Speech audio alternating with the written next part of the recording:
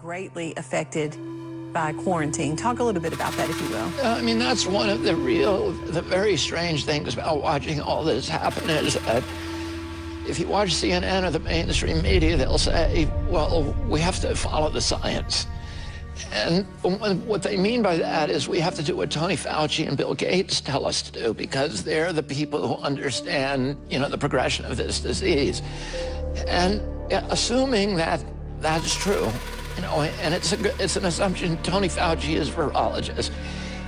He may be able to predict the mortalities from COVID given certain scenarios, so different lockdown scenarios. One thing that he is absolutely incompetent to predict is how many people are going to die from the quarantine. And there's really good science on that. In fact, there's science going back to the 1980s that say that every 1 point of additional unemployment in the United States of America causes 37,000 deaths. 9,000 deaths are heart attacks. There's about 900 that are suicides, and on and on. In addition to that, there's 4,000 additional imprisonments and 3,300 additional admissions to mental institutions. And that's just from unemployment. And that's, one older study when our population was, it would be much larger today. So just taking that one assumption that you get 37,000 deaths, if we add 30 unemployment points, which is what they're talking about, that is about 1.1 million deaths from unemployment. Well, the worst models from Fauci are that we'll kill about 100,000, 150,000 from COVID if we do nothing. And so, what the risk assessment is not happening. And not only that, but the Johns Hopkins and the Imperial College of London just did a study that came out yesterday. It showed if we go for 3 months with the quarantine, that's going to be an additional 6.3 million people who get tuberculosis and 1.5 million deaths. We have disruptions to the food chain, to our supply chain for food, for medicines. That is going to cause deaths. We have hundreds of thousands of Americans who are deferring surgery, medical treatment, for cancer treatments, cancers, for hypertension, for diabetes, et cetera, and those are going to cause deaths. Nobody is doing the risk assessment. How many deaths is the quarantine going to cause? Nobody is talking about that at all. And let's discuss the deaths from COVID itself. I mean, I think in comparison, right, those are all really important figures. But when we look at this, we know that the numbers are being bloated. Mark my words, you will hear Tony Fauci and Deborah Birx somewhere in the future say, well, they weren't all COVID-19 deaths. There were other comorbid issues, just like we heard from Italy and China, everywhere else. Why are they going to say that? Because we now have the highest death rate in the world, which means Deborah Birx and Tony Fauci are absolutely awful at their jobs.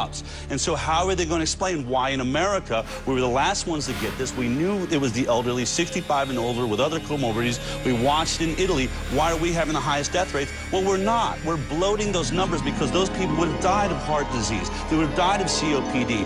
In Italy, and Deborah Birx said, we mirror Italy. Italy came to the determination that 88% of the deaths from COVID-19 were not caused by COVID-19, but because of their other issues. So when we look at that, we're not even at a death rate of flu, which is 0.1%. If we strip those back and say 12% of these deaths are really the COVID deaths, you're going to reduce that 80,000 down to 10, 15,000 deaths and realize that this is one of the most trivial illnesses we've ever dealt with, and we have brought all of this risk of quarantine upon ourselves because Bill Gates and these people had an agenda outside of taking care of us. Not to mention, people staying at home lowers their immune system. The over-sanitation hurts the immune system, and even the mask, doctor came out saying and telling people they can't go to the beach. Yeah. The sun. Oh, the vitamin D is... They're telling you we've got to shut this down, even though it really is only a flu. They're using it to terrify us, lock us down. Is this the future we want, right? That's all we have to ask ourselves. This is what that little group, the conspiracy group, Gates, and Fauci, this is the world they want. Is this the world that we want? We've got to step up now and say, no, I'm not worried about getting an infection. When I think about growing growing up with the Bible. My father was a minister, and I think about the Garden of Eden. God says, you know, really, I've given you everything perfect. You can have everything here. Just don't eat of the knowledge of the tree of good and evil. And now that I look at this, what it's really saying, right, is never be so arrogant that you think you can understand the human immune system the way God does, that you understand the virus and the bacteria. By the way, we have millions of viruses and bacteria in us, on us as we speak. That beautiful balance that was created by God, people like Tony Fauci, people like Bill Gates think that they can interject, that they can go after, you know, a vaccine for one of these viruses out of the billions that exist on this planet and somehow make us healthier, make us better than God made us.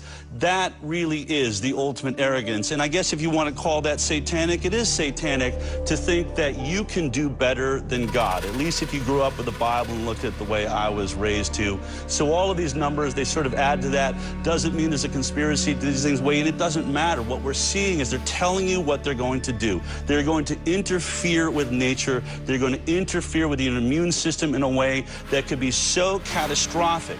Here's what I will say. We have lived this long on this planet as human beings. There's never been a virus or a bacteria that wiped us off the planet. We are still here.